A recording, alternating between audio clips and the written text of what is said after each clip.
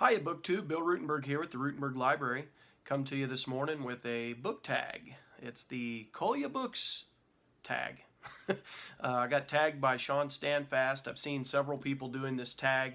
The original was done by KD Books. And like I said, I watched several versions of this online. And so anyway, I got tagged, thought it'd be fun to do. And so that's going to be today's tag. So first question on this tag is, what is the most recent book you've added to the bookshelves, and why did you purchase it? So one of the most recent books that I have added, because I did a book haul on this. I went to the Jesse James Outlet Mall and found Grant's Final Victory, and that's by Charles Braslin Flood. And this talks about basically his last year of life, trying to get his memoirs written while he was battling cancer, and he was trying to save his family's financial status because they had went bankrupt basically, and so he was trying to make sure that they had money and stuff. And anyway, I bought it. I actually bought this on Memorial Day weekend on Saturday, and on Monday on Memorial Day they were starting the Ulysses Grant documentary on History Channel, and so that was I'd been very excited to watch that, and that was very much on my mind. So when I saw this, I was pretty excited and bought that. I have a pretty decent Civil War collection in my bookshelves, and so this is just another one to. I know this doesn't specifically go with the Civil War, but it's with one of the the main guys in the Civil War, so I wanted to add that to my collection. So that's why I bought that one. So question number 2, what book did you buy with absolutely no desire to read it? Okay, so I have a collection of Robinson Crusoe. I love Robinson Crusoe. I read the book when I was a kid, and let me grab these books here. I want to say that this is the version I read when I was a kid. I might be wrong on that. It might have been another version. I found this one as an adult later on in a box of books at an auction. But so this isn't the one I read, like the specific book I read as a kid. But I remember reading Robinson Crusoe. I want to say it was like half this size. But anyway, I remember reading it, and I absolutely loved the book. It's one of my all-time favorite books. So let me show you the books that I bought with no intention of reading them. And this one's actually an exception. I'll probably reread that. And then I know I am going to read, I got the Barnes & Noble Classics, and this is the actual, old version of it. And so I know I'm going to read that. But the ones that I will not read, but I bought them because I love the story, are these. And so every time I come across a Robinson Crusoe book, and many of these are pretty beat up, they come out of auctions or I found them at a used bookstore, but I love the story, and so every time I see a different version of it, I end up buying it. This one I actually read to my 6th grade class, and they loved it. We had I made sure that we had couple minutes, like 5-10 minutes left at the end of the hour, and we would go through and read a chapter of Robinson Crusoe, and they got real excited about it. And then I got this great big kids version of it. So that is these are books, these ones that I bought on the side, these last 4 or 5 of them, I bought with no intention of actually probably reading through them. I most likely will not. They're just more because I collect that story. I think they're really neat, having different versions of it and different covers and stuff like that. So that's the reason I bought those, because I love the story and I collect Robinson Crusoe. Question number 3. What is the most awkwardest shaped or size of book that you own? Okay, so I actually went to my daughter's collection to grab the first version here because I think it's kind of cool. This one is a story of Noah's Ark, and the book is in the shape of the ark. Now this book is very well loved. It's held together by tape in some areas, but you'll notice the whole book is in the shape of either the ark or the animals' heads. And it's kind of cool. and my daughter Katie, yeah, see, it's well loved, and like I said, held together by tape in some areas. So that was one I pulled out of her collection because it was kind of the first one that popped in my head. As far as my collection goes, I don't have a lot of odd-shaped books. I got some bigger ones that are like coffee table size books, but nothing like out of the ordinary. I've seen books that I thought about buying. You guys that follow the channel know that I'm a baseball fan, and I've seen books with like just different baseball facts in the shape of a baseball. I've seen the same thing for a football. I did think about buying the baseball one just to have it, but I did not end up having that. So all of my books are either in the shape of a square, rectangle, you know, just a basic book shape. So the oddest one that I have, the one that's probably the hardest to get on the bookshelf, is this one. And this is, you know, Ballparks, A Panoramic History by Mark Sandalo and Jim Sutton. And basically, they go through all of the major league ballparks, and they've got these huge color photos, and it's got some history of the place, but it's got huge photos of the different ballparks around Major League Baseball, and I just thought that was super cool. The only problem is my wife, you know, we have to come to a compromise about things, and she, most likely if we had the discussion, I don't even bother having the discussion, but if we had the discussion, this would not end up on the coffee table.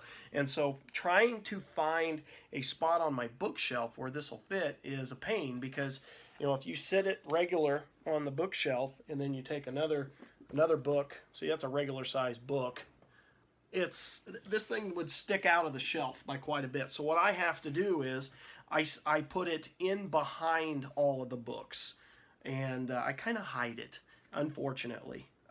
There might be some day where this thing actually comes out where people can flip through it and look at it a little bit more, but that is definitely the oddest shaped book that I have. I do have some bigger ones. I've got some atlases and stuff like that, but those tend to fit on the shelf a little better than that guy there. Question number 4. Show and tell. How do you arrange your shelves, and is there a method to the madness? I got to be honest, right at the moment, no, there's no method to my madness other than the books. I'm trying to get all the books that are the same size together on one shelf, and that's to conserve shelf space because that's kind of limited. I had my library before my youngest daughter was born. I had a whole room for my library, and I had everything sorted. I had the books that I had read already were in Dewey Decimal order. All right, so it would be basically by topic, and that made it a lot easier for those to be reference books for me. You know, most of my books are history books, nonfiction history, and so it made it a lot easier for me to look at those when I'm looking for stuff for my classes that I teach. The ones that I had not read yet were in alphabetical order by author last name. And so I would pull one off of that shelf. Once I got it read, I would then go and put it in Dewey Decimal order in the other shelf. And so that worked really well until my daughter was born. My youngest daughter was born 3 years ago. And then I lost my library. That room became my oldest daughter's room. And then my 3-year-old got her old room. And all of my bookshelves are in what I've been calling the upper room. It's like an overgrown closet or a very, very small bedroom. And it's also our storage room. Now, recently we had cleared it out a little bit, but it's still not really enough that I can go back to my old system. Not yet, anyway. I have plans that when my oldest daughter moves out, I know she's going to take a whole bunch of storage totes with her because she's got a lot of stuff, and then we can take the rest of the stuff and put it in the old bedroom, and then I can actually have that room back. And if my dreams totally come true, I'm going to go buy those IKEA Billy shelves, those really tall ones. They got like 8 different shelves on them, and I'll be able to put more books on the shelf, and it'll look a whole lot nicer. But and then I'll go back to my old way of doing things. But until that time, I have them sorted by size right at the moment for the most part. So there's the method to my madness, I guess. All right, next question, number 5. How often do you have a book cull?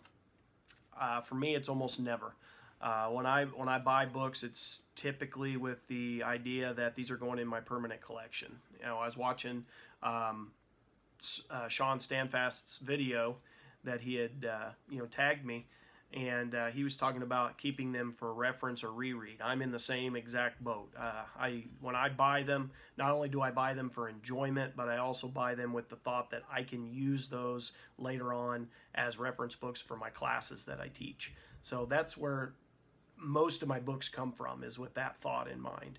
Now, if I do cull a book, it's typically fiction, and I have had to cull as a compromise with my wife to make space, but they were pretty much all fiction. I don't know that I got rid of any nonfiction. I put the brakes on that. Let's see. Number 6. How do you decide if you're going to keep a book or give it away? Again, it just goes with, will I use it? Will I reread the thing? So with my nonfiction, it's going into my reference. Probably not going to get rid of it. But my fiction, if it's a terrible book and it was just kind of boring, I'll get rid of it. But typically what happens is, if it's something that's good enough that I think I'll read again, I put it right back on the shelf for later on. And you guys have seen my collection downstairs with, I reread my John Grishams, I reread my John Jakes, my Michael Crichtons, I reread all those books, and so I keep them. Now, as I go through some of the other ones that I've had on the shelf for a long while, so I'm going through James Michener right now, and if I don't like the book, I'm going to get rid of it. Now, my guess is I'm going to probably keep those because I'm enjoying those reads, but that's kind of how I decide that. I don't want to be called a hoarder, but that's what my wife calls me. This is number 7. What is a contender for the oldest unread book on your shelves? All right, so I'm taking it that this question means one that's been on my shelves for a long time, not the actual copyright date of the book, but just how long has it sat there without being reread. And the one that I was thinking of, or being read at all, excuse me. The one that I was thinking of was They Met at Gettysburg, a step-by-step retelling of the battle with maps, photos, first-hand accounts by General Edward J. Stackpole. And I've had this thing. This is one of the first books that went into my overall collection. I want to say my mom bought this for me when I was maybe even in high school. I can't remember exactly when I got it. Or maybe I got it at a used, or at the Barnes & Noble or something, marked down. Maybe that's where I honestly can't remember, but it's been on my shelves for a very, very long time. I have started it at various times, and then I don't ever get super far. I end up putting it down for whatever reason, and I don't mean because it's a bad book. I'm not saying it's bad. I just always get sidetracked for some reason. So anyway, that one has probably been on my shelf the longest without being fully read. Number 8. What book have you read and is currently on your shelves that you would struggle to give a summary on what actually happened in it? Go on, give it a go. Okay, so, and I used this book in a tag, I don't know, a couple weeks ago. It was the book called The Rule of Four, and I left it downstairs. I forgot to bring it upstairs, but I do know there was a murder. I believe they were at Princeton University. There was a murder, and then as they got to investigating the murder, there's a whole, oh gosh, it's a little bit, if I remember right, and I could be wrong, so no laughing at me here.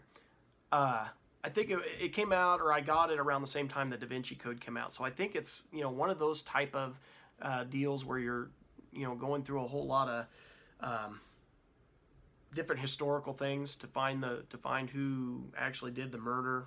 And like I said, I could be way wrong. I can't remember. I do know that I liked it enough that I thought I would reread it, and I kept it on my shelves, and so it's due for a reread. So I'm really hoping that when I reread it, I wasn't real far off.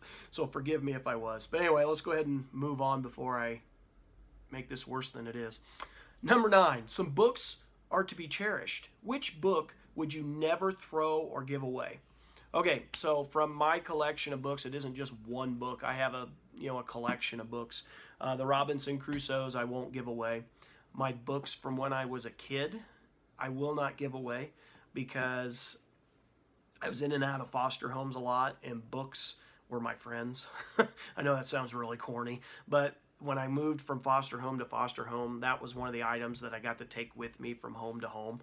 And so, you know, some places I wasn't there but just a few months, and so they mean a lot to me because they got me through a lot of hard times. So I don't get rid of those, and I will not get rid of any of my Abraham Lincoln books or my George Washington books. Those are two pillars of my collection, and so those are the ones I don't give away. Number 10, don't throw those books away. Out of the ones you've discussed, choose one to actually send to someone close to you or arrange to send it to another booktuber. Why have you chosen this book for them? Okay, so what I have done, because I buy books for my classroom often, and so I chose, and this is really a cop out. In my George Washington collection, I really liked His Excellency George Washington by Joseph Ellis. So I ended up getting 2 copies of that. When I found a second copy, I bought it and donated it to my classroom for my kids. Joseph Ellis's book, American Sphinx. I ended up with 2 copies of that somehow. I don't remember how I had 2 copies, but I donated that to my classroom. I had, at the Dollar Tree, I bought a great big old biography on Willie Mays that was really, really good, and it had a real good chapter on civil rights and the Negro Leagues and stuff like that. A couple different chapters in there that were really good, and the kids always like to do Jackie Robinson as one of their topics for History Day, and so I thought that would really help their topics, and a lot of them love sports. A lot of the boys do. Well, girls do too, but I know the boys gravitate to it. And so I bought a second copy of that Willie Mays and donated it to my classroom. And so I do that periodically through the years. I've bought books. I liked them, so I bought a second copy and donated it. So that's how I'm going to answer that question. So you can cull books, but you can't cull friends. And then I need to tag somebody. So I am going to tag, when I was looking on there, Jennifer Brooks. I'm going to tag her. I don't know that she had done this one, at least at the time I'm doing this video. I think I checked. I thought I checked. But anyway, I didn't see it on hers. So I tagged Jennifer Brooks. And BookTube, thank you for watching. This was a fun tag. Feel free, if you guys haven't done this, go ahead and do it. I know they won't mind. Thank you. Thank you to KD Books for creating the tag, and thank you to Shawn Standfast who tagged me in this. And go check out Shawn's video. It was really, really good. And KD Brooks. I watched that one as well. So I'll put those links down in the description below. Thank you for watching, BookTube. Have a great day.